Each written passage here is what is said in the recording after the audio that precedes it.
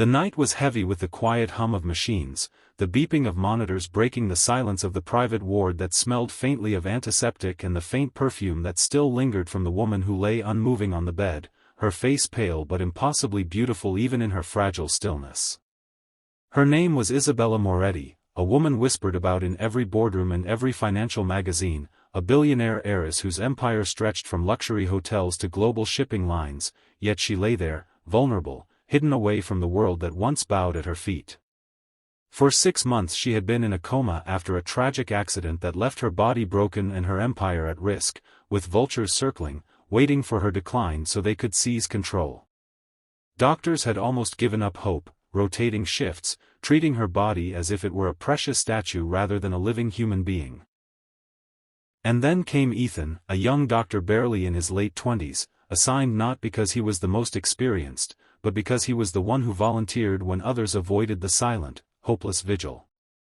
Ethan was different. He didn't see Isabella as a patient defined by her wealth or her coma, he saw her as a human being fighting in silence, a soul trapped between two worlds. He had grown up poor, in the shadows of the very skyscrapers Isabella's company owned, and perhaps that was why he felt a strange connection to her. Life had always shown him that wealth and poverty meant nothing when faced with the fragility of breath. Every evening, Ethan would come into her room, check her vitals, and do the small tasks others did mechanically. But he spoke to her. He told her about the weather, about the stories of patients who recovered, about his late mother who always told him that a gentle touch could awaken even the deepest sleeper. His colleagues thought him naive, even mocked him for wasting words on someone who couldn't hear, but Ethan had faith. That night, as he carefully removed the old bandage from her shoulder wound, a scar that told the silent story of the accident, he noticed how delicate her skin was, how fragile yet strong she looked even in her sleep. His hands were gentle, reverent, as though he were tending to something sacred. He leaned close, whispering, "You're not gone, Isabella. You're still here. And I'll keep talking until you open your eyes." His words were not meant for anyone to hear, but suddenly, her fingers twitched, the faintest movement, almost imperceptible, yet enough to make him freeze in shock. He stared at her hand, wondering if it was his imagination, but then it happened again. His heart raced, his mind torn between hope and disbelief. Could it be? Could she actually hear him?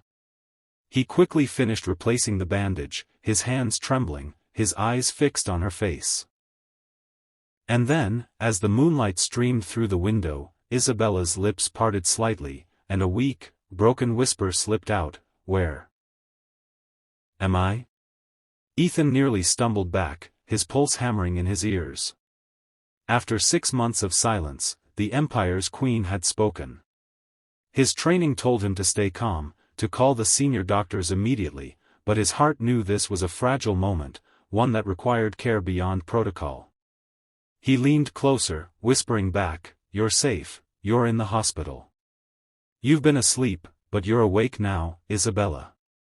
Her eyelids fluttered, struggling against the weight of months of darkness, and then slowly, painfully, they opened. Her eyes, a piercing shade of emerald, scanned the room with confusion and fear. She tried to sit up, but her body betrayed her, weak and frail. Ethan gently placed a hand on her shoulder, steadying her. "Don't push yourself," he murmured, his voice steady despite the storm inside him. "You've been gone a long time." Tears welled in her eyes, slipping down her cheeks. "Gone," she whispered. "How long?" Ethan hesitated, knowing the truth would break her. 6 months, he said softly. Her breath hitched, her body trembling as memories began to trickle back, the sound of screeching tires, the blinding light, the pain, then nothing. "My company, my family," she stammered. Ethan shook his head gently. "Shoo, not now. Right now, you need to focus on breathing, on being here. Everything else can wait." But Isabella was not a woman used to waiting, not a woman used to surrender. Even in her weakened state, her eyes burned with determination, the same fire that had built an empire. She tried to speak, but her voice was too frail, her body too broken. Ethan took her hand, holding it firmly. "You're not alone," he whispered. "I'll be here." And for the first time in his career, he realized this was no longer just about medicine, it was about destiny. What Ethan didn't know was that outside that hospital room, forces were moving. Lawyers, board members, and distant relatives all stood ready to declare Isabella incapable of running her empire, ready to feast on what she had built. Her waking would change everything, threaten their plans, their schemes, their ambitions. And the only person standing between her and the storm was a young doctor with nothing but compassion in his heart and a fire in his soul. As Isabella drifted back into a light, fragile sleep, Ethan sat by her side, his mind racing. Something told him her awakening was no accident, that maybe, just maybe, his words, his belief, had reached her. And if that were true, then what else was possible? He didn't know the battles ahead, the betrayals waiting in the shadows, or the way his life was about to intertwine with hers in ways he could never imagine. All he knew was this: when Isabella Moretti opened her eyes, the world would never be the same again. The morning light poured into the private ward, golden and sharp, cutting through the sterile white walls and falling across Isabella's fragile frame as if heaven itself wanted to remind her that she had not been forgotten, that she still had a place in this world, though every breath reminded her how weak her body had become and every heartbeat reminded her how much had been lost.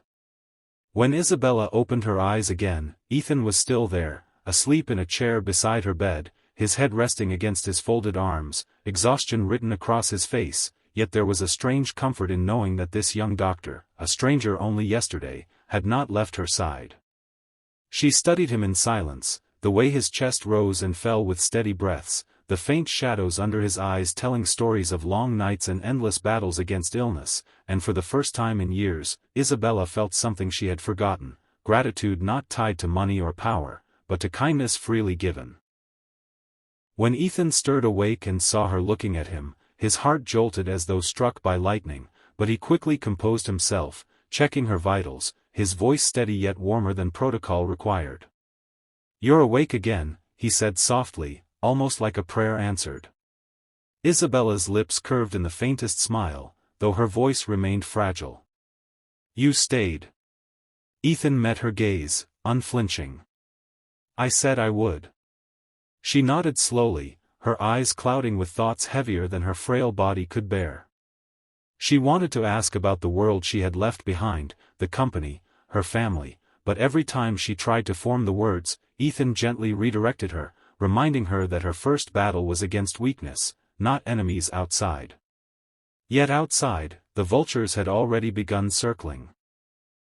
In boardrooms high above the city, her cousin Lorenzo, a man with ambition as cold as steel, sat at the head of a long polished table, surrounded by lawyers and shareholders who whispered of control, of transferring power permanently. "She won't wake," Lorenzo declared with conviction, his sharp suit reflecting his equally sharp hunger.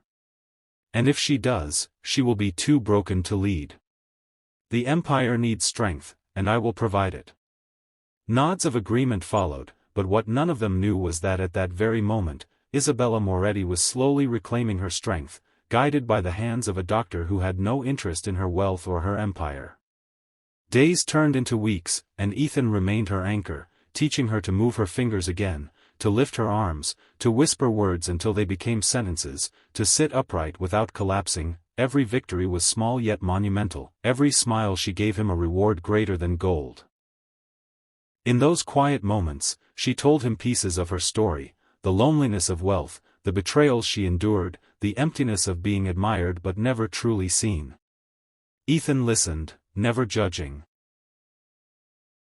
never interrupting, and sometimes, when the silence stretched too long, he shared his own story, how his mother had died when he was just a boy, how he had worked 2 jobs to put himself through medical school, how he had always felt that the world divided people into 2 classes, those who had everything and those who had nothing, but now sitting beside her, he realized that pain, loss, and hope did not recognize wealth at all. Slowly, Isabella began to see him not just as her doctor, but as her confidant, her strength, her reminder that she was more than her empire. But healing brought danger, for word leaked that Isabella had woken, and Lorenzo's carefully crafted plans began to unravel. He stormed into the hospital one afternoon, his presence filling the room like a storm cloud. "Isabella," he said, his voice dripping with false warmth, "thank heavens you're awake. We were so worried." She looked at him, her emerald eyes sharper now, though her voice remained measured. "Worried? Or waiting?" Lorenzo's smile flickered, but he recovered quickly. "The company needs leadership, cousin. In your absence, I've taken steps, necessary steps, to secure our future." Isabella's fingers tightened slightly around Ethan's hand, which she now held without hesitation. "Our future, or yours?" she asked softly. Lorenzo's gaze shifted to Ethan, his lips curling into disdain. "And who is this? A doctor?"